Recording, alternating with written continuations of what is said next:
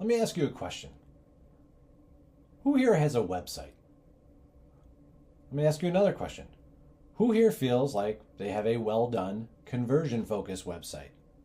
Some of you might be raising your hand. Some of you say, what do you mean by conversion-focused website? And we're going to definitely be getting into what is a conversion-focused website. But my name is Scott Nadzan. I'm happy to be partnering with Syracuse University's Daniello Institute for Veterans and Military Families and Walmart on procurement readiness. Many of you probably have a website. And some of you are wondering, is my website conversion focused? So today we're going to talk a little bit about that because many people probably have a professional website or using a template and they feel like it's well done, but they start to wonder why is it not generating enough revenue? And that's what this class is about, is really to start to figure out how are we going to take our pretty website, our well done website, and start generating a return on investment from it, right? Building conversions. So my contact information is here if you want to reach out, but let's get started.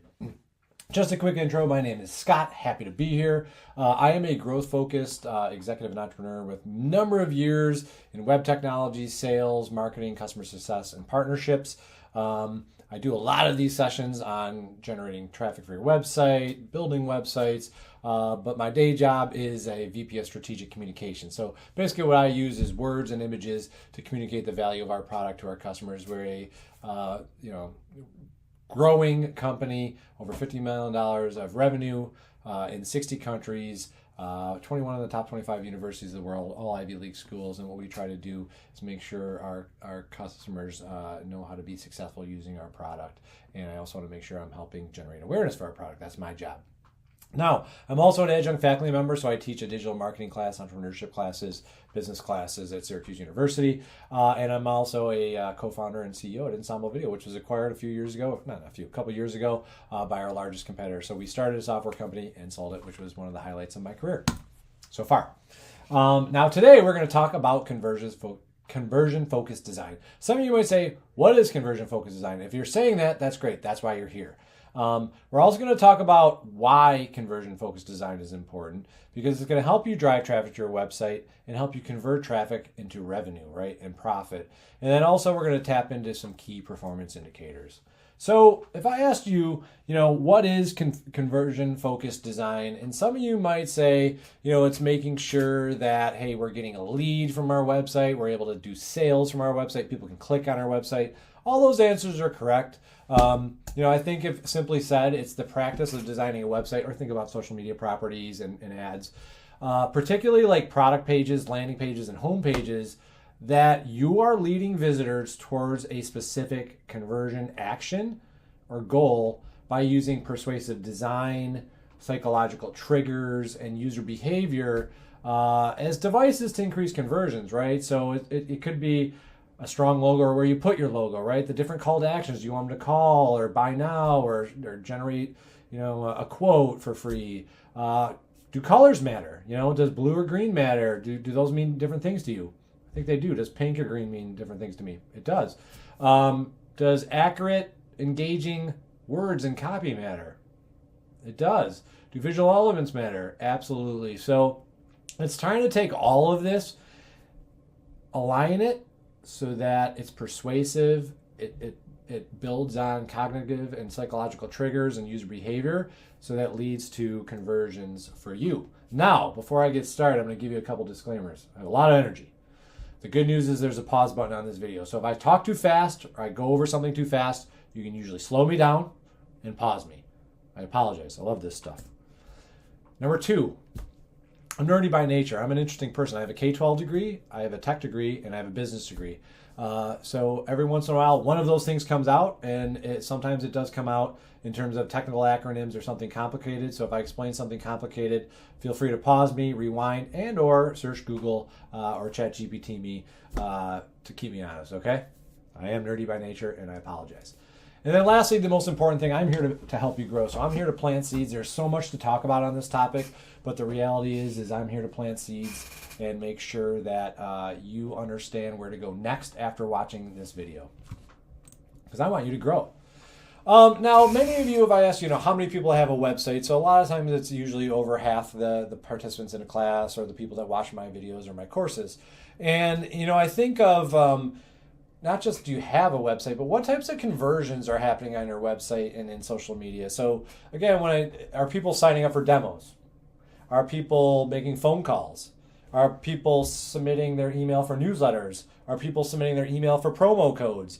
Are people downloading a PDF or a case study? Those are all conversions, right? So that's really good. I'm sure you have some conversions happening.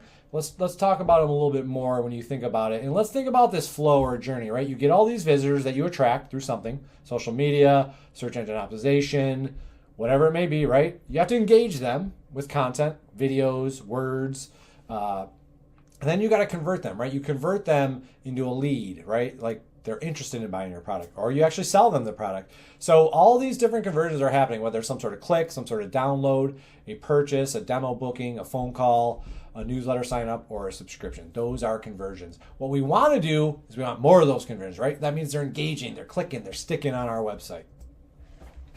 So, this is where I kind of get in and say, does conversion focused design, what is one of the most important components? I'm going to say, possibly web design, some people will say. And I'm going to ask you, though, before I answer the question, does web design matter? And I think most people on this call would say, yeah, there's probably a couple of people on this call that really don't care too much about design, and that's fine. But I think in general, web design does matter. 94% of all first impressions on a website are design related, right? So people size you up. People eat with their eyes, right? Simple. 38% of website visitors stop engaging with a website if it has unattractive content. So web design does matter. About half of the visitors consider a website's design the number one factor determining the credibility, right? Do they trust you? Are they credible, right? So if a prospect is an us versus them situation, do I trust this one or this one? A lot of times it might come down to that. The product might be equal. The pricing might be equal. Who do I trust? Who's more credible? Really important to look big on the internet with web design. And 68% of companies with mobile-first web design reported increased sales. So what the heck does that mean? Well, mobile-first means, if you look at some of these great examples, if I was on my iPhone, would that look good on my iPhone or my iPad? It sure does. It sure looks good on my desktop. So you want to make sure you're looking at some of these sites and that they are actually being responsive. Here's a good example where it responds to the screen size, right? So you want to design your site for mobile devices because many people are using mobile devices. Now, I'll ask you, does web design matter? Yes, it takes 50 milliseconds for visitors to form an opinion about your business or your website's design. That's less than a second. Watch that orange box. This is how much time it takes to form an opinion. That's it. Let's do it again. That's how much time it takes for people to form an opinion. So web design does matter. And most visitors will leave after 8 seconds. So you have this much time to keep them clicking and sticking. You have 8 seconds to share your message, engage them, and keep them clicking and sticking. You have 8 seconds. Not easy to do. So web design matters because a poor user experience or customer experience creates negative sentiment, frustration, anxiety, which results in a high bounce rate and conversion loss. So what's a bounce rate? A bounce rate is very simple. If I was to go to a web page like this, and let's say, actually, let's go like this and do Syracuse cupcakes, and I click here and go to, let's call it the Sweet Praxis, and I go back, that's a bounce. Just going back is a bounce, right? So bad web design creates that quick bounce because that back button is right up there. It's on my mouse. Actually, I can go back so quickly and find another website that will satisfy me and have a good user experience. So when you really look at this, a lot of websites like yours and like mine sometimes miss very simple opportunities to add clarity, right? So if you look at the title tags up on the top, which I'll show you here, like if you look, I can kind of start to read Toronto, SIP, Hawaii, KC, education, right? Those title tags are really, really important when you're looking at this.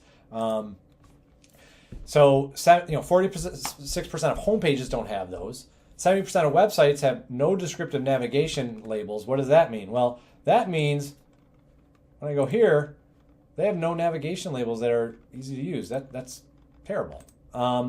No descriptive H1 header. So what is that important? This is where I get a little nerdy. So what the heck is an H1 header, Scott? Well, an H1 header is actually, if I can find one of my websites here, really important because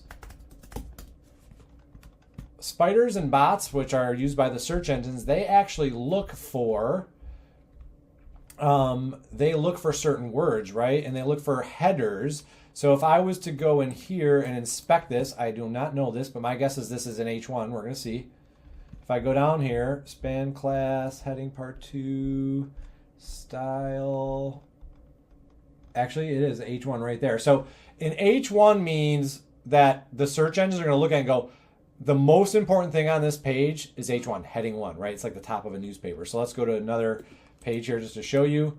If I go to, I close that, and if I go to higher education, and I go to, let's call it video management, the H1, well, it's H2 because it's an inner page, will be right there, right? So ultimately, sites not using those H1 tags are penalized a little bit. It's a simple opportunity. Now you're going to say, oh, Scott, how do I do that? I'll show you a little bit in Wix, WordPress, Squarespace, and Weebly. They kind of do that for you on purpose, which is you're covered. Shopify too. 67% of homepages have no specific call to action. This is common. I bet you if some of you pulled up your website right now, this is common. You're going to say, what's a call to action? Again, there's a call to action right there. Request a demo. You go back to a homepage, see for yourself, right? Schedule a demo. That's a call to action. You need to have call to action on your page. I guarantee there's somebody on this video that does not have a call to action on their homepage. That's okay. They're easy to add. Simple opportunities though, low-hanging fruit, right? So let's talk about building your website and then building it for conversions, right? So there's lots going on here. Domain name, right? And social media follows, right? So you need to get an easy domain name, something that's easy to remember, associated with your brand or products. Then ideally you get the social media follows, right? So finding a domain name on GoDaddy, Wix, Network Solutions, there's plenty of places for you to go get your domain name. We're going to talk about them. One other consideration, though, I would say, is that you're going to want to really make sure that you look in here and make sure that your name checker is there. So if I was to put in cram for exam, or something like that as my business, like you're going to see it's going to tell me what's available on all these social media platforms. So I can go look at my domain name. The second thing I would do if I were you, to make sure that you're converting so everything's aligned and you look big on the internet, is going and getting your social follows. Okay? Really important. Now, you're also going to make sure your site looks good with web design and development. We're going to talk a little bit about that. So we're going to look at domain names very quickly. We'll get into design and development a little bit. We'll talk a little bit about different website builders and if you should code your own.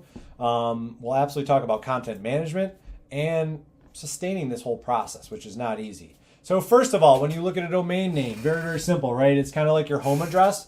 You have a domain name which has a web address. It's like your home address. So when you order pizza, you tell them your home address. Well, when you want to order a prospect to come to your website, you tell them your website address, right? So here's an awesomeexample.com.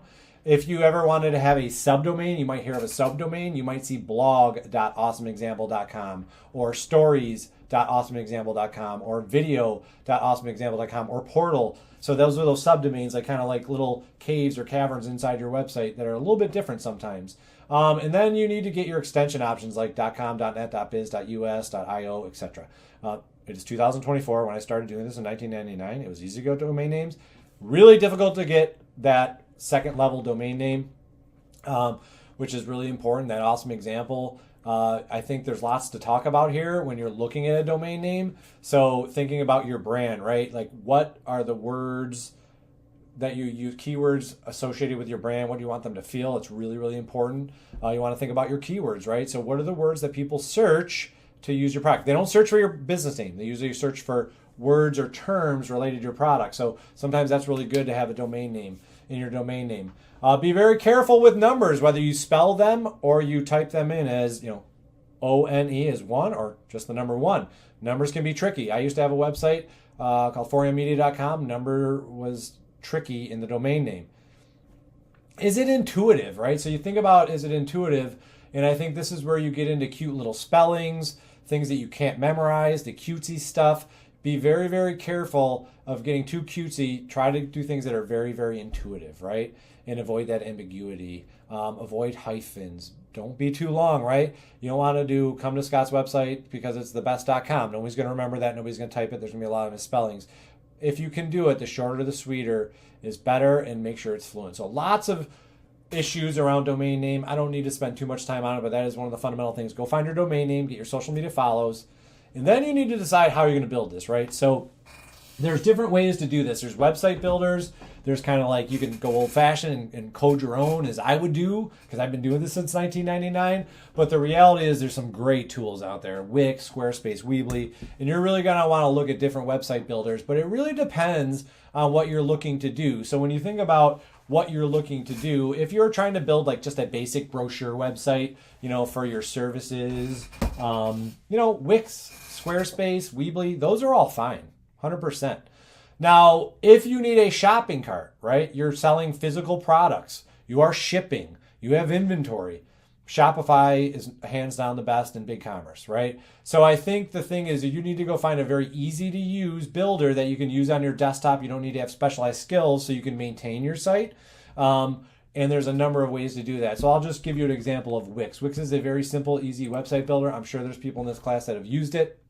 I'm going to show you a couple websites that have been built by Wix. This is a construction site. So this is just some drone footage of a deck that a construction person did, but you can kind of see that a logo has been added, pictures have been added, and there's the basic, text, services, and galleries, right? This is a Wix-based site. Call to actions above the fold, very, very simple and easy to use, and it shows this contractor's information, and they can be contacted for a lead, right? For lead gen. Great. This is also a Wix site, very simple. This is a daycare, boarding, and grooming spot where they do all kinds of stuff, and they actually have a ranch, and dogs can run around and go through paths, and really cool place, honestly. And you can kind of see that they do have services, they have shop, but this is a Wix-based site. Okay, very easy to use. Now, when I look at these, if you wanted to edit the Syracuse general contractor one, you can see how easy it is. If I wanted to change, I was in Jacksonville recently teaching this, and I'm going to go Syracuse general contractor, serving all of upstate New York. I could change that, hit publish, and it would be published online. So I just hit publish. And what you're going to see, if I come back here, this should say upstate New York here. I hope. Maybe. Let's try that again.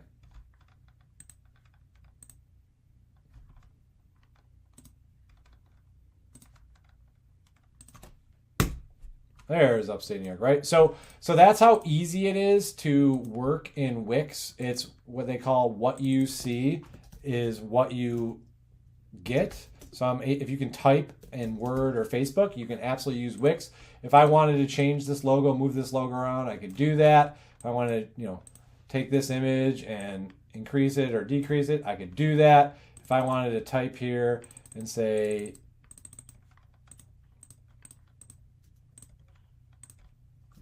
anything, I can do that. So Wix has templates. You can easily add images, boxes, galleries, decorations. I can pop this in here. So you can start to see lots you can do in Wix. What you see is what you get. It makes it very easy for an average person to edit web pages. Same thing with Squarespace, same thing with Weebly. I've done many sites in Wix, really easy to use. They also do shopping carts. So if you're starting to get yourself Walmart procurement ready and you're worried about call to actions, they do call to actions.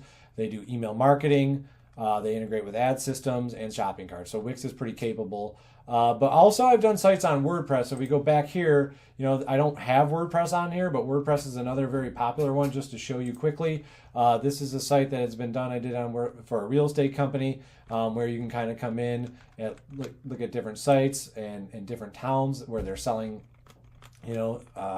some of their homes. And you can basically see, this is a WordPress-based site. So the end user will not notice the difference, but the difference with WordPress, it's much more complicated. I'm not going to get too far into the details because this is another WordPress-based site. But ultimately, you want to start using these website builders because just like I showed you in Wix, it's really easy. What you see on screen is what you get. and it's very easy to edit rather than working in code, right? I don't think anybody here really wants to work in code and work in Dreamweaver. You absolutely could. You can do custom coding. You can spend all your days doing that. But the reality is you're building a business, right? So you either have to make a choice sometimes and say, do I want to be a web designer or developer, or do I want to be a business person? If you want to code your own, go ahead. But the reality is, if you ask me, somebody that's been doing this for 25 years, I'd likely use a website builder as well, because I want to sell, market, and convert. Now, like I said, there is tools like WordPress where it's a little bit more complicated. So you're seeing this here where it's a page about 10 website strategies, relatively easy to edit, but compared to Wix, it's definitely more complicated. But again, I would say with WordPress, you have more capabilities, a little bit more customization. So it's kind of, if you have some experience, you might like WordPress, but most people lately have been tending to work with Wix. So if you look at this, like what are the easy website builders that you can just get your hands on your Mac or on your Windows device and use in your browser? Wix, Squarespace, Weebly, all day. If I had to recommend a medium, moderately difficult one, I would say WordPress. I've done hundreds of WordPress sites in my life. I would say it's a little bit more complicated than Wix. Sometimes I get frustrated with it, honestly, just because it's a little clunkier. Wix is really designed for average people. And then harder is just the code your own, doing custom coding. We're not going to get too much into that in this class. But when you think about building conversions, you really do need to have that foundation and build your website. And whether you do code your own or website builder, the website builders do web design. They have search engine optimization wizards. They have analytics integrations with Google Analytics and their own analytics. They have email marketing integrations. You can advertise. Sometimes they give you advertising credits at Wix, and they help you manage your content and connect with your social networks. So website builders are really powerful, and I think their strength is really ease of use. For example, if you're working with Wix, you're working with one vendor. So that's really good. Now, the other thing when you start to look at websites, not just building them, because that's one part, is, what are the key fundamentals, the kind of like effective websites 101 type things is, you really need to think about a number of things, but I kind of highlighted a few here on screen. One, usability. Like, is it easy to navigate? Is it easy to read? Is it easy to click? Because if it's not, the person's going to hit the bounce button and be gone, and you're going to lose that conversion or that opportunity to convert. So can I see the navigation? Do I know what the brand is? Do I know where to click on the call to action, right? So that conversion center design is important. If you look at these examples, all of them, whether it's Amazon, Apple, or Panopto, are very focused on conversion. So going back to Panopto, if you come here, call to action, which is a conversion. These are all, chat with me. That's conversion, right? So we are trying to convert. Now, if I go to Apple, what's Mac trying to do? Products, and they are trying to convert, right? Mac and iPhone. What do you do with Macs and iPhone? You buy them. Call to action, right? So really, really important there. Conversion center design. And I think, what does that mean? Like, ask yourself this. What are you offering? Why should I pick you? What do you want me to do next, right? So when I look at this, what are you offering? iPhone 15 Pro, video learning and training. Why should I pick you? Well, Panopto is the industry-leading intelligent, knowledgeable platform. Well, it's titanium. It's so strong. What do you want me to do next? See for yourself or buy.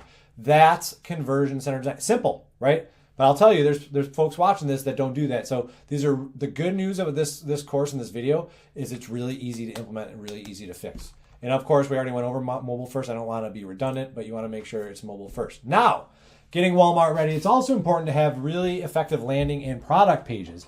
So when you look at this, and I just picked one from JCrew, whether you like it or not, make sure your product and landing pages are totally optimized for the customer purchase. So you can think of Walmart's website, Walmart's competitors' websites. JCrew, they do a really good job of high quality images, obvious titles, boiled merino wool cardigan sweater, detailed product descriptions, right? Why does that help with search and search engine optimization? Competitive pricing and offering, sizes, reviews, credibility marketing, fair trade certified. And then a lot of times, they're showing how to wear it. What's that? Cross-sell and upsell. We're recommending products, right? This is a great product page. This is how you get Walmart ready, because you look ready to not just sell a product, but more than one product. So what are key web design elements that are going to increase conversion on your websites and other properties? Again, what are these key design elements if you think about this stuff? Well, If you look at it, it's going to be, again, calls to action, schedule a demo, generate a quote, give me a free PDF, whatever it is, right? You want landing pages. So when I say landing pages, let's use an example that you have 5 products. You have 5 products that are all different colors, right? You don't make one landing page and write all about 5 products on it. You make 5 landing pages because those will convert better because they're dedicated and focused to each colored shirt, right? So it is really important to make sure you have landing pages for separate products. So for an example, I'll go back to Panopto just because I'm familiar. We have 3 new products, right? Access AI has its own landing page. It has its own space, its own words, its own keywords, its own messaging, right? So then if I go to Panopto Knowledge Insights, this is where you're seeing all the data about all the viewing. And then Panopto Connect is our world-class portal for universities and enterprises so they can have this fun video gallery and engaging video portal, right? Those all have their own landing pages, right? That's really important because you put all 3 of those on there, the message gets murky. Google doesn't know how to say which one's more important, right? So that's really, really important. Now, testimonials is really important, and you see a lot of reviews online. Of course, people buy from people. I'm going to say that again. People buy from people. The best form of advertising is usually a reference from a customer or a friend. So testimonials are critical. Making sure that you're selling your value proposition, not just features. Not just when you look at a car like a Ford Mustang, do they tell you the miles per gallon? That's not the value proposition. So if I was to search for a Ford Mustang, let's see what they say their value proposition is. And they may not. You're going to kind of see it with speed, performance. You're seeing this racing, right? Aggressive, take on a world American icon, right? That's the value proposition.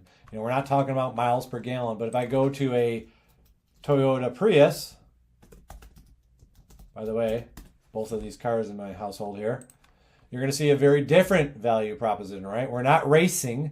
We're looking at sleek elegance. We're looking at some of the hybrid features, design, advanced tech. So really, really important to understand that is that what's your value proposition? That needs to be on your website.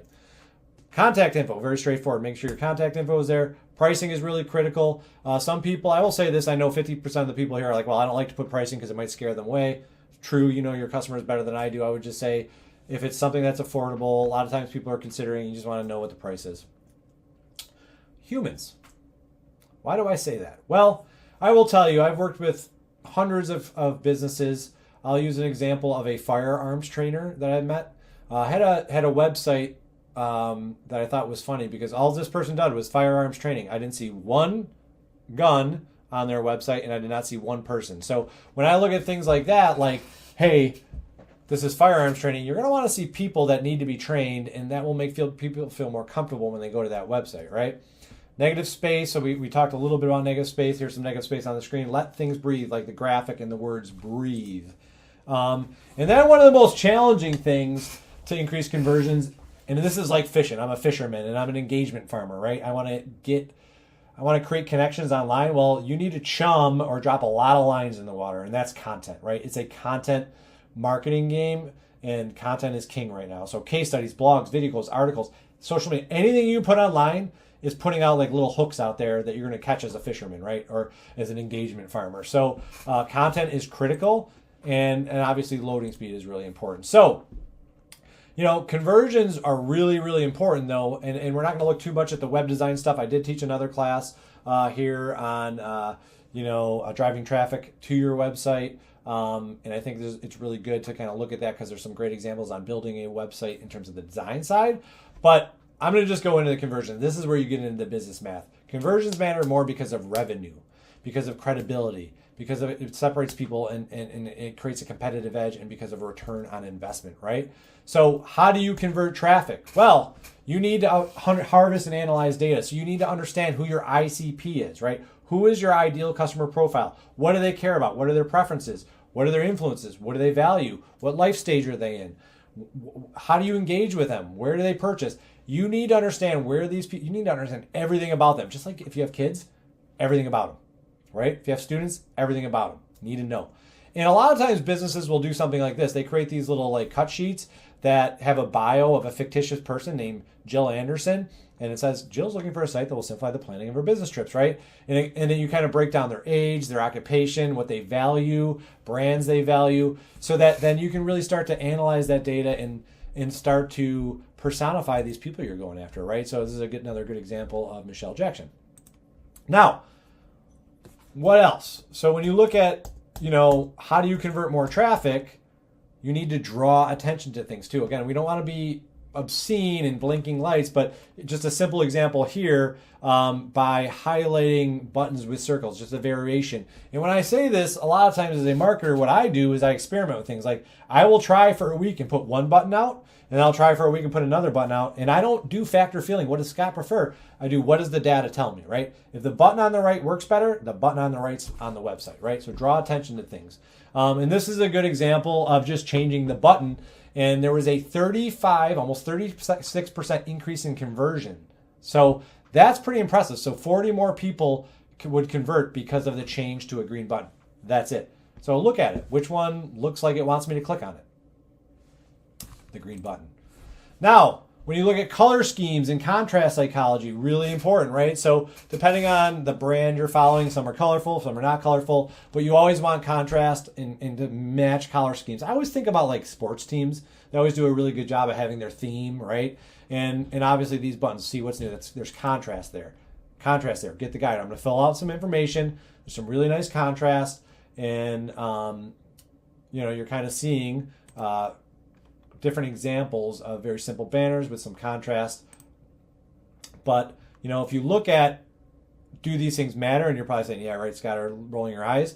Like, when you look at this variation page, when things were changed, when things were rearranged, and you follow this pattern of the eye, basically what this meant was visitors read the testimonial before they came to the call to action button, which influenced their decision and increased the sale by 35%. So again, little changes that you need to experiment with increase conversions, right? And when you're like, what the heck is F patterns or Z patterns? Most people look at web pages and things like this because we're trained to read left to right, top down. So most content should be structured like this, like in an F-shaped pattern where you see the logo and the navigation and then the banner, right? Logo, navigation, and you kind of look over the banner. So when you look at these patterns, just to show you, F, it's kind of like an F pattern right there, right? And if I go backwards to the Mustang, let's see what they got. Kind of like an F right there, right? So very, very common for designers. But if you look at like the Boston Globe, there's your F, right? Title, headline, call to action. Bam, simple. Title, headline, subcategories, call to action. Bam. Here's a Z one, right? This is very common. Title, navigation, logo, call to actions, sign up. So this is stuff to think about. If your website doesn't use some sort of F or Z design, I definitely would consider that. Because this is the way your eyes travel. Think about that when you look at your site or ask people, like, where are your eyes going on my site? It'll convert more. And when you look at like web pages and content and search engines, it's very similar. So I'm not making this stuff up. You might think that I'm nuts. I'm not nuts. This stuff works. Whether it's search engines or anything, F-shaped design works. Now, also you want to think about like subtle visual clues. See these little slashes or dashes kind of getting you moving forward to the next item, and it matches the button. I mean, these are like little visual clues of what item you're on, whether you're on Take Action or About One. Visual clues will help you get to your conversion goals. And then again, making sure there's enough negative space so people know what to click and what is most important. When you don't have enough negative space, you never know what's most important. So I like to use this example here is what's most important right now. I don't know, right? That's why white space matters. So now if we go to a site like this, white space, right? White space matters. Helps with conversions, trust me. So again, you look at Apple. Now, trust and credibility elements are really important when you're convincing users to convert as well. So if you look at like the star size, that improved conversions 33%. That's it. See the stars? That was the only change. Conversions increased 33%. Crazy, right? Now, this is another one where there was a 25% increase in the try for free. So when you look at the variation, when we were requiring them to add their business email, they actually didn't do it as much.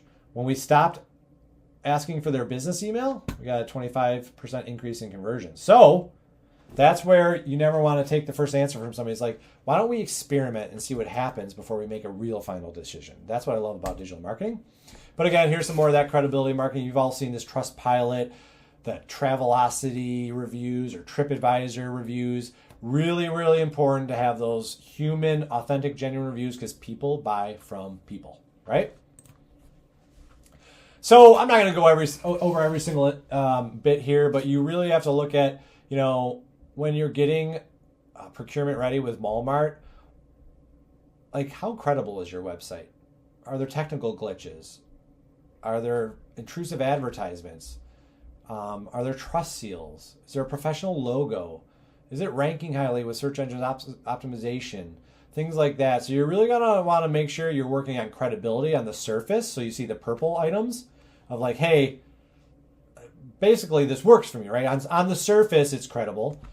Earned credibility is like those links that you're reading, helpful frequently asked questions, you're learning, the vendor's teaching you something, you're teaching your prospect something, right?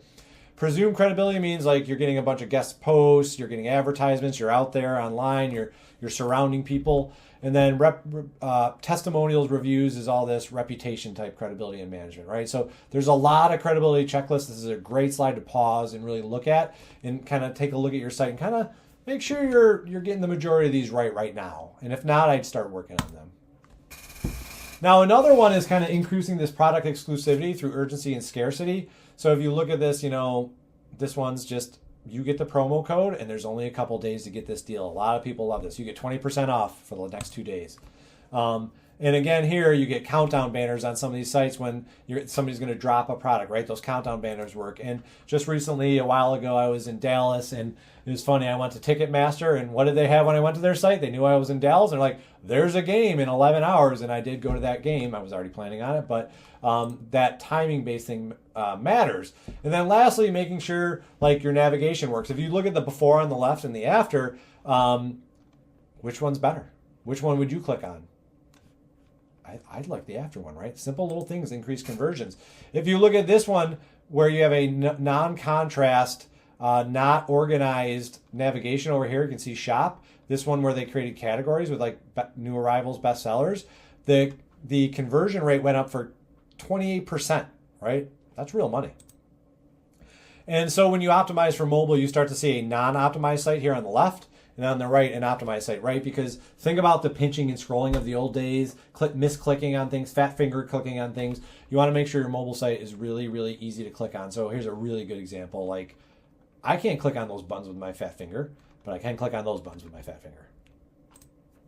Now, here's the real impact, and this is the most important part. You're like, okay, Scott, all this stuff is obvious, but the business math and the businessman in me comes out here is like, this is the why.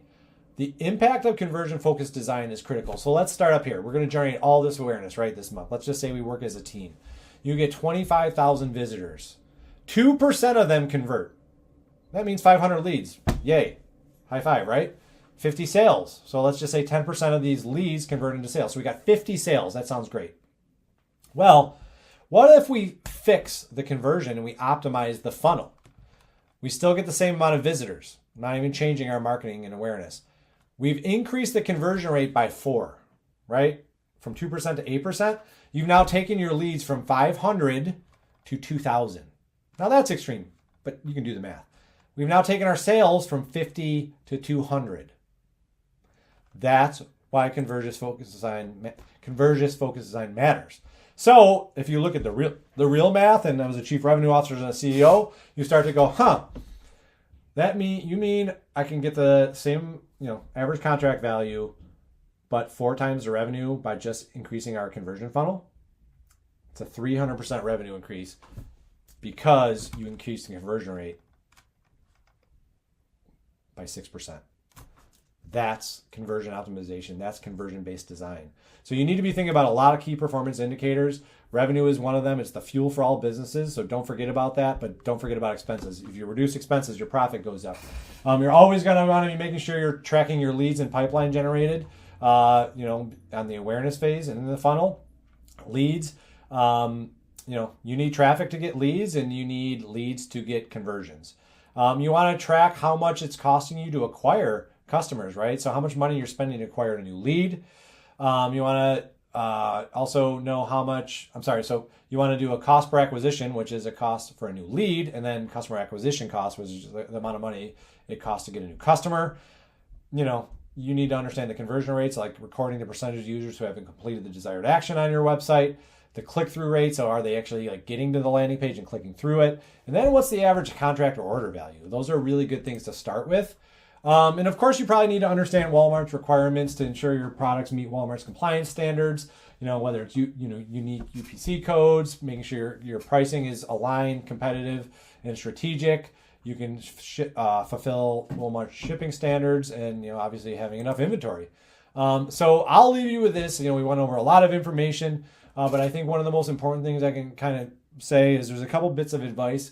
I really believe in thinking digitally and acting analog. As I mentioned, I was a K-12 teacher. I am a business person and a technical person, right? So part of me at times can think very digitally, but I do think acting analog is important. When I say acting analog, it's like storing information in a customer database and personalizing the way you deal with your customers because you've analyzed them and you know how to promote and communicate with them. So a good example is I do a lot of traveling for work, and I stay at hotels. And once in a while, I'll say, wow, I really like that room at the front desk.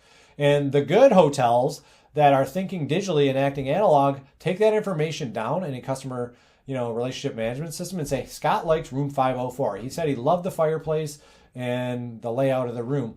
And guess what? When I go to that hotel and I check in next, I know they're thinking digitally and acting analog because they listened to me. They personalized, their services for me through analysis in their customer database. And now I'm a more loyal customer because they've really personalized this for me and said, giving me my favorite room, right? So that's really important. And my last piece of advice is churn, baby, churn. We went over a lot of information. My advice to you is consume as much as you can.